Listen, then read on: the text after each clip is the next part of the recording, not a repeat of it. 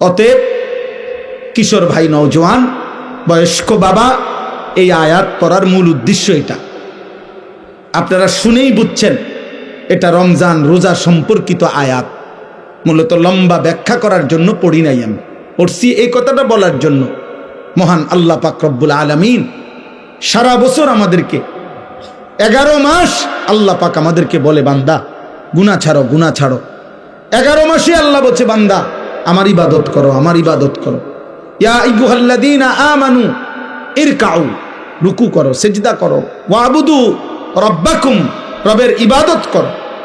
কিন্তু বলতে বলতে 11 মাস পরে আল্লাহ যেন আবার মায়া করে বলতেছে, আচ্ছা বান্দা যাও, 11 মাস কম বেশি হইছে, ঘাটতি হইছে, ঠিক মতো হয়তো খেয়াল করো নাই, তুমি কিছু ভুল করে ফেলছো, বান্দা ঠিক আছে, সব কিছু ঝেড়ে মুছে আরেকবার ঘুরে দাঁড়াও, আমি চলো, ঠিক আছে বান্দা, আমি আল্লাহ মূলত চাই। একটা কথা মনে রাখবেন, আল্লাহ মূলত বান্দার ব্যাপারে চায়, আল্লাহর প্রথম চাওয়া বান্দাকে মাফ করে দিতে, আল্লাহর প্রথম চাওয়া বান্দাকে জান্নাত দিতে। বুঝেন নাই কথাটা? মূলত অনেক সময় আছে যে অনেকে ওই যে কথাটাই ঘুরাইতে আছে, মূলত হে রে ফিরতে চাইতে আছে, অন কথাটা মিলাইতে পারতেছে না, কিন্তু তার ভিতরে ক্ষোভ হইল, তার উপরে জিদ উড়ানো, তারে মারণ, ক্ষতি করা। আল্লাহ বলে, না বান্দা, তোমার ব্যাপারে আমার প্রথম চাওয়া মাফ করে দিতে, তোমার ব্যাপারে আমার প্রথম চাওয়া জান্নাত দিতে।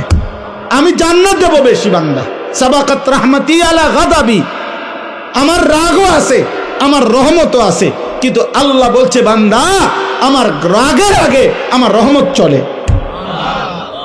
আমার রহমতের গতি বেশি আমার রাগের চাইতে। বুজুর্গানে দিন বলছে, মুফাসসিরিনে কেরাম বলছে একটা সহজ কথা, আমি যদি বলি আমার কাছে কিন্তু লাঠি আছে, মায়াও আছে, মনে করেন আমি আমার বাচ্চারে বলে, এই বেটা আমার কাছে মায়াও আছে, আমার কাছে লাঠিও আছে, তো এখানে পার্থক্য কি? আমি যদি তারে মারতে চাই, লাঠি ওইখান থেকে নিতে হবে, কিন্তু আমি যদি তাকে মাফ করতে চাই, মায়া আমার কলিজার ভিতরেই আছে। তো লাঠি নিয়ে মারা এটা দূরত্ব বেশি, কলিজার থেকে মায়া এটা তো কাছে বেশি। এই জন্য আল্লাহ চাইলে মাফ করতে, আবার আল্লাহ বলছে আমার কাছে আযাবও আছে, তবে আযাব তো লইতে হইব, তোই দিতে হইব, আর মাগফিরাত তো আমার সত্তা, আমার জাতের মধ্যেই আছে, আমিই তো গাফুর, আমিই তো রাহিম, আসলেই মাফ করে দেব আমি, চোখের পানি ফেললেই মাফ। সুবহানাল্লাহ, সুবহান।